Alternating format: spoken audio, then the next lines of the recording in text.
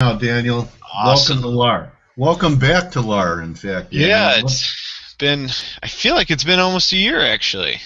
I don't know if it's been that No, it hasn't long, been but that long. what We were talking what a great. euros above or below 109, 108 last time I think I talked to you. Okay, well, what a great day to have you, which kind of contrasts what you do compared to what a lot of other people do. I know that Eric, really doesn't care about red events. His trade is on regardless of it. And I know your discipline as an e-waiver. So how does an e-waiver, who really is a technician, that price action, wave counts, etc., are everything to them, approach what could be an event that hasn't happened in 9, 10 years? Well, um, I think like anything, one step at a time because this is definitely well whether or not the Fed hikes rates today, um, which it's anybody's guess, right? I have been of the ballpark, though, personally, that I feel like we are going to see a rate hike today. I may be the only person in the room or in the world thinking that, but it's the only reason I have been saying that or thinking that is because of kind of this 3-year linear projection we've gotten. Um, Okay. I just want to ask you, Daniel, do you have a camera so we could see you instead of an I don't icon? have a camera, unfortunately, Okay. but I All right, can then why don't we share my why screen. don't we go to a screen share instead of looking Absolutely. at. Yeah. Absolutely. So Now, you I need to haven't have sha- a you camera for haven't next time we shaved do for a this. month. You haven't shaved for a month. That's why we're not on camera.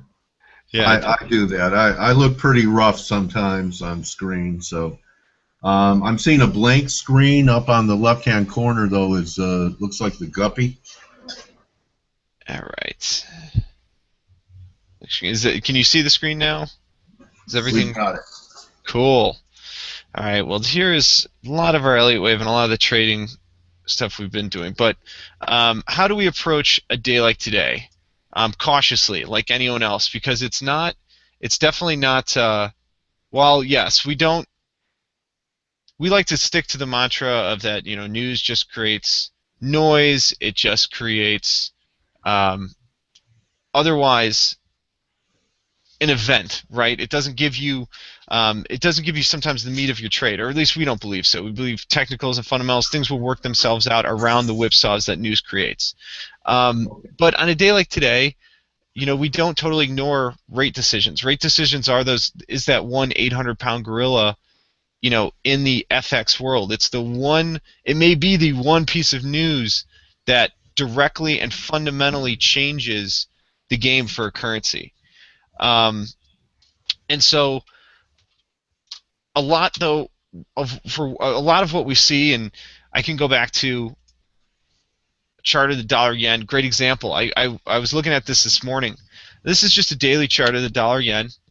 Yeah. You can see way down here at the lows, um, all-time lows down here back in the early 2000 teens, to where we are today, sitting at the 121, 80ish area. And I put on the chart here these little gray boxes, which all they are is the two last major Fed meetings, the two December Fed meetings here, where the Fed actually tapered. So that's a taper there. Yeah, What's the so one these are in the two 14? moments when they tapered was in their last two December meetings. And so I've been of a camp that over the last year I've just thought, hey, maybe it'll be December this year. Who knows?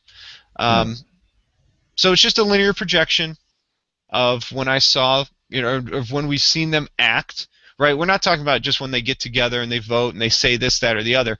This is where the Fed has actually taken action. And in this case, it was removing half of the taper. I'm sorry, in the prior two December meetings, right back in It's 2014 interesting that and you before that. use boxes to represent this because many journalists are saying the Fed is in a box or the Fed is in a corner, has painted itself into the corner. Yeah, and So you go like ahead. to hope that it's not the same corner that the Bank of Japan has painted itself into. Great point. Um, which is, I think you're looking at two very different sides of the same type of coin, though, and that coin is that fiat currency controlled by a central bank that ultimately allows the central bank more flexibility. That's something that Europe doesn't get the unfortunately for Europe and the the EU and the euro itself, they don't have that ability to kind of open up the quantitative easing floodgates and control their currency to the same effect that Bank of Japan, the U.S., even Australia could if they wanted to. And why Because is that? Because they don't have a fiscal union, only a monetary union? exactly, that's Okay. precisely it. So you don't have one entity that both effectively controls your currency, your banking sector, and the monetary policies that a government would otherwise set forth into place. So you've got we all know Europe broken up into many different nations, and they each have their own little way of going about things. It's worked out for some, like like Germany, and others have fallen behind, like Greece. And so that has caused, I don't want to call it animosity, in the bond markets, but it is. You know, you can't. The Fed had the ability to basically just start printing money, call it quantitative easing, and hand it out to the banks in forms of effectively a bailout. Whereas in Europe, when Greece wants that bailout money, they've got to come to that discount window and borrow it, just like at whatever rate Germany effectively wants to lend it to them, right? And so um, the opposite side of the coin from that is then what Bank of Japan's doing, which is kind of a quantitative ease to infinity here, trying to entice inflation so that they can reduce that debt to GDP ratio by putting as much yen out in the market as you can. And over the last 2-3 years, this has created somewhat of a perfect storm in like the dollar yen cross, right?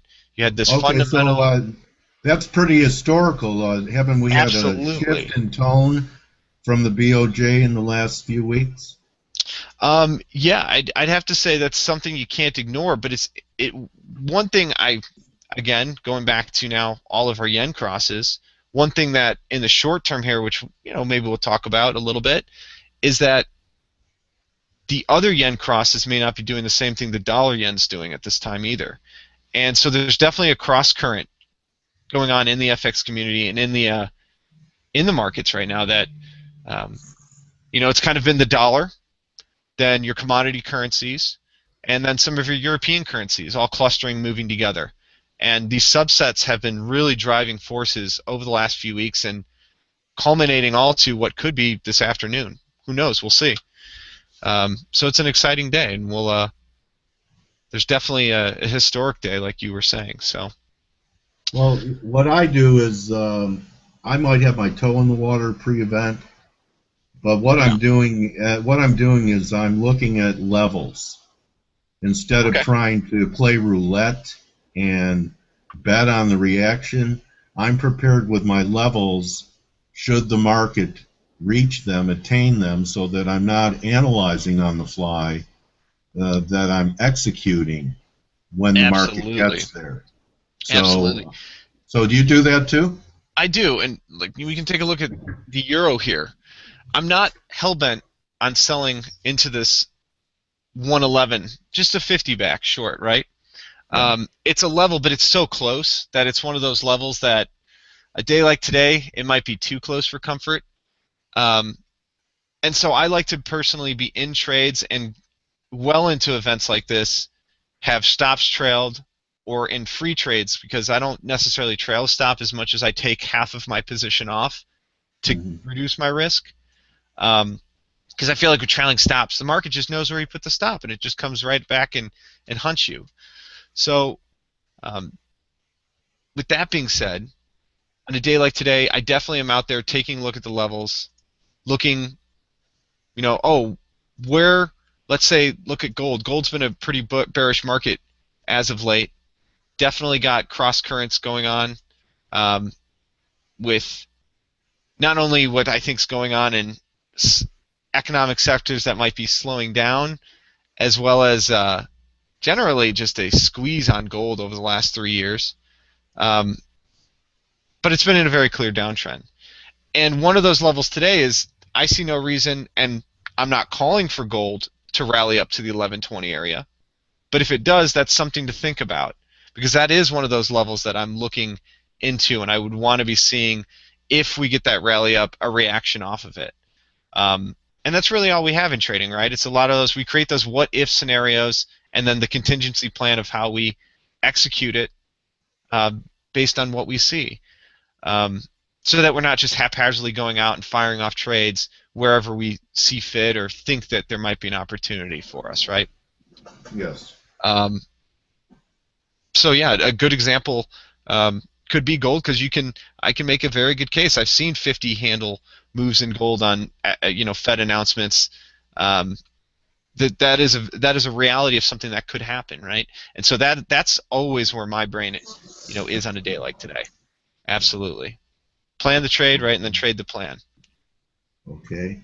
So Yeah. your view on if there is a dollar rally, do you have the view that depending upon the magnitude that the dollar is a sell? We could probably go back to the ECB meeting, and the question is this an interruption or in trend, and we might be shifting back towards larger correction in the dollar? Or was that just a blip on Draghi and the dollar's headed for new Well, highs? There still is an awful lot of dollar bullishness, and when you talk about absolutely.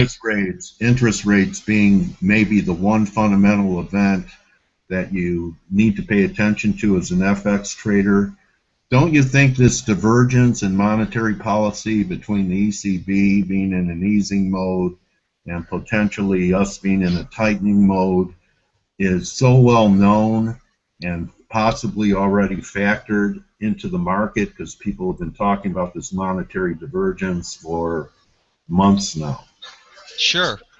Um, yeah, I definitely think I don't know if it's totally factored in or not, right? But what we do know is we clearly saw the euro price in a decline well into this year. And this year, for the most part, has been pretty much nowhere.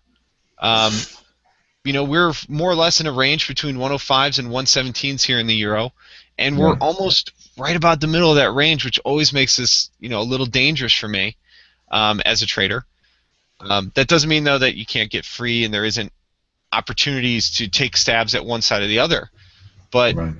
um, while the fundamental outlook for something like the euro right now is still definitely bearish, um, I can't ignore that over the last year we've just gone sideways, which maybe is today something that starts us off, right? Is today a reason to take us out of these ranges that the dollar has kind of found itself in? And both the dollar yen and the euro are seeing the same dynamic. It's not as perfect in the dollar yen, but for the better part of a year here, we've been sideways. And in fact, we're pretty much completely sideways and at the exact same price trading today that we were back in December of last year.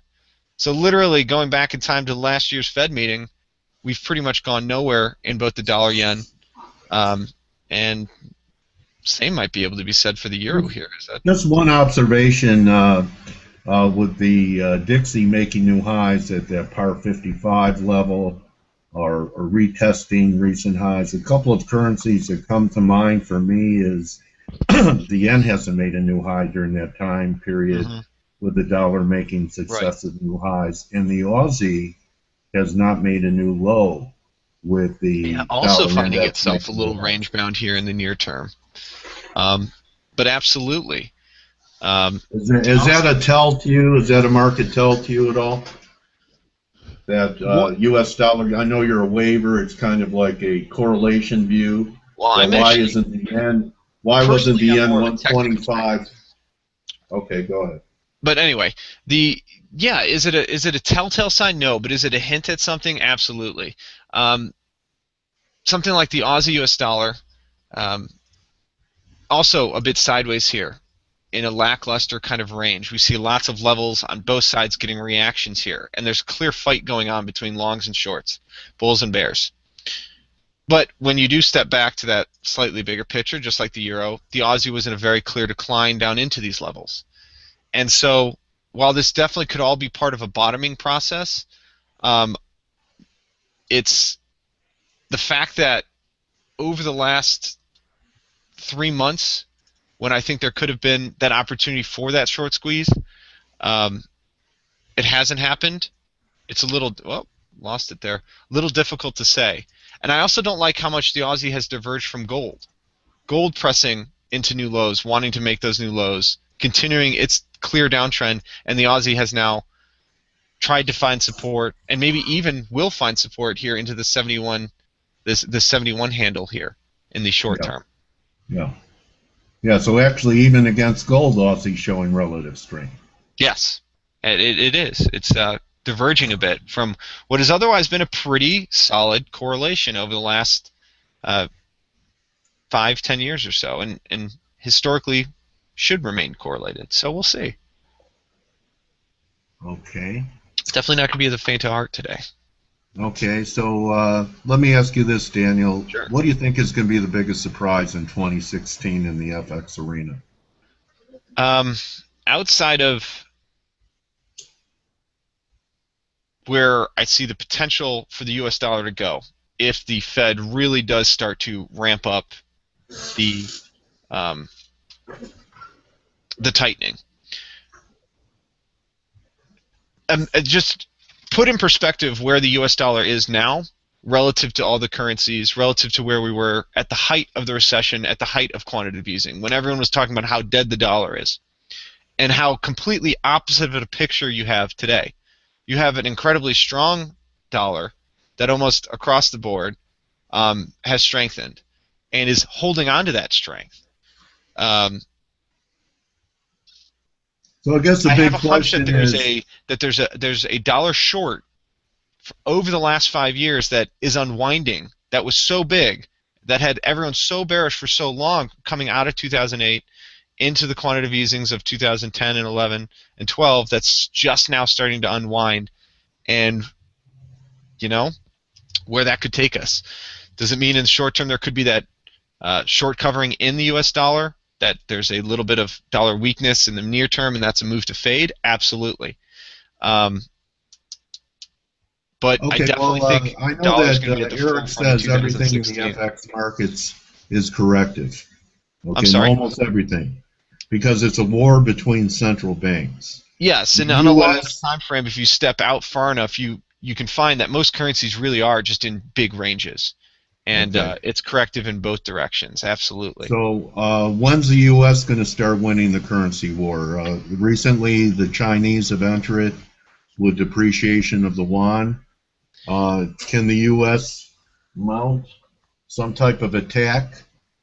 Because Yellen, on a few occasions, has mentioned dollar strength and what it's doing to emerging markets, Sure. etc.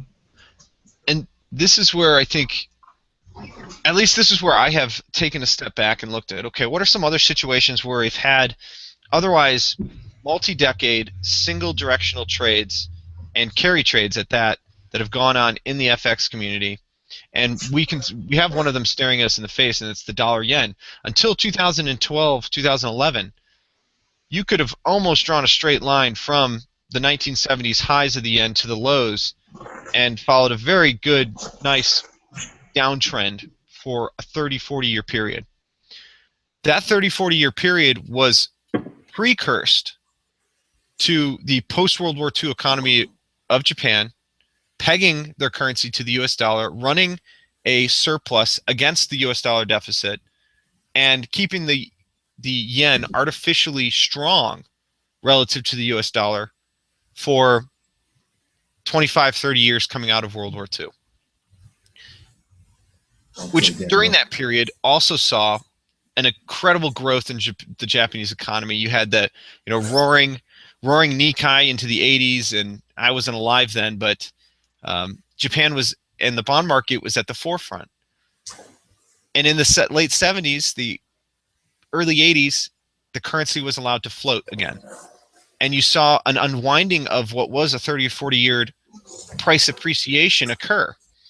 And if the same type of dynamic gets played with China, you could effectively see the same type of 30 or 40 year unwind occur, so long as it doesn't happen dramatically and they don't just let it go in one false swoop and you get that big black swan kind of, what would otherwise be very extremely turbulent move for the market, right? Because You mean I think we can all agree like the that. S&B did? Well, yeah, I mean, in today's market, I wouldn't. I definitely wouldn't. That's the thing. That's the scary thing of the times we're living in with algorithmic and computerized trading. Things can happen so fast, and the market that can digest information faster than it ever could. Um, that I don't ever want to ignore that. Yeah, big moves like that can happen, but I'm talking the type of moves that would be catastrophic. The types that, like you saw out of um, the Swiss franc in earlier this year, or the Russian ruble, or the Brazilian real. Um, that's where some of the biggest currency moves this year have been, and they have not been. They've been in some of the exotics, um, which is also kind of interesting to note that it's been the emerging markets that have gotten crushed through all of this. Um, and then you've got China. China's kind of this what would you call it? They're like the trump card, I think, in the whole, because they're not really an emerging market. They've already emerged, but they're still treating their currency like it's an emerging market, and they're not. But then again, over the last month, I think we've also seen maybe a change in guard and a change in tone out of China. So um, it'll be interesting. Maybe we'll be talking this time next year and talking about trading the yuan. That's a very real possibility. Um, and I would actually welcome it, because the more the market is allowed to breathe and uh, continue to create its own driving forces without that government, right, subsidy, whether it is China pegging their currency, or the Bank of Japan injecting yen, or the U.S. quantitative easing, etc. Um, the more the free market can do on its own, the better. And so I kind of do invite the Chinese to let their rate float, and I would suspect that we would see a very similar single-sided, Chinese yuan appreciation like we saw with the yen from the 70s through these lows, and that's part of the major trade in the yen that I've seen reverse over the last 5 years. And these big moves by the central banks, they are 100% the driving forces here. The dollar yen bottomed out because the Bank of Japan came in and said, nope, we're going to quantitative ease to infinity. It continued to rally because the U.S. began to taper, and we have our third kind of action potential day in 3 years, and we'll see what they do. Because if Okay, they don't come Daniel. out with a rate hike, and what about that situation, right? Could there Mhm. be short-term U.S. dollar weakness? And absolutely, from an Elliott wave perspective, the dollar yen could pull back to 100 if it wanted to. Not in an instant, but that's a huge decline. And it's not Okay. something to completely ignore, right? I'm not And what would that ignoring it. mean for our other U.S. dollar crosses, like the euro? Could we see rallies? Could we see the U.S. dollar weaken a little bit? Because at the end of the day, the U.S. dollar is definitely one of the stronger currencies on the street, if not the strongest right now. And then you've got on the other side of the spectrum things like the pound. The pound's been just systemically weak over the last several weeks. It's like every rally, this thing just can't get it up. It just every rally it falls back down. Pound yen's the same way. Pound U.S. dollar, pound Aussie.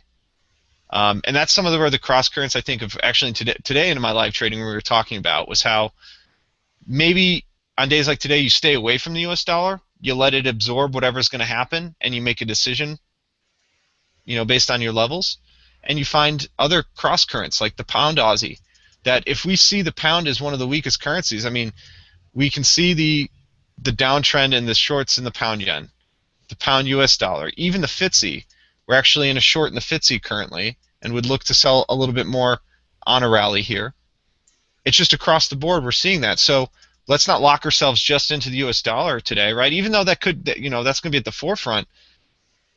Maybe we can make some money and potentially get trade setups in a cross current, right? It isn't in the direct line of fire of the FOMC announcement. And one of those trades I do like is a pound Aussie. Um, You want to show the chart? yeah. So I've got two levels up here. We sold the next in the series already. We're already short the 210 handle here. but it tested right up into its extreme. Nevertheless, I do like if we can create more of a three-wave dynamic here and pull back, and then rally back up into this 21 or the 21360 area. All it is a 50% retracement from the 224 highs on August 24th to the lows after. Which, if you notice, this August 24th high, that's the same day. This spike high in the pound Aussie is the same day we had a spike down in the S&P, a spike down in the dollar yen. That was the day that the dollar yen traded from like 121 area down to the 116 low and got a reaction. That's August 24th. So yeah, that was a flash crash. Yeah, we can definitely get that was at oh, that's right. I forgot the S&Ps went limit down this year. I forgot about that.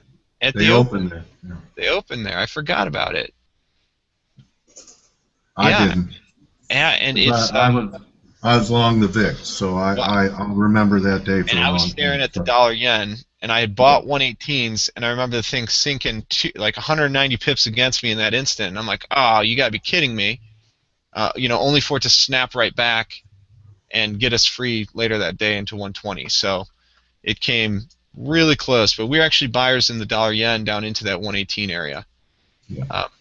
It came. Well, I want to thank you for your time today, Daniel. No problem. No problem. Hopefully we can do it again. And good hunting today. And yeah, you too. Wish you a Merry Christmas and Happy New Year, and may pips rain down on you and everyone that you mentor at Elliott Way Forecast. Thank you, Dale. Very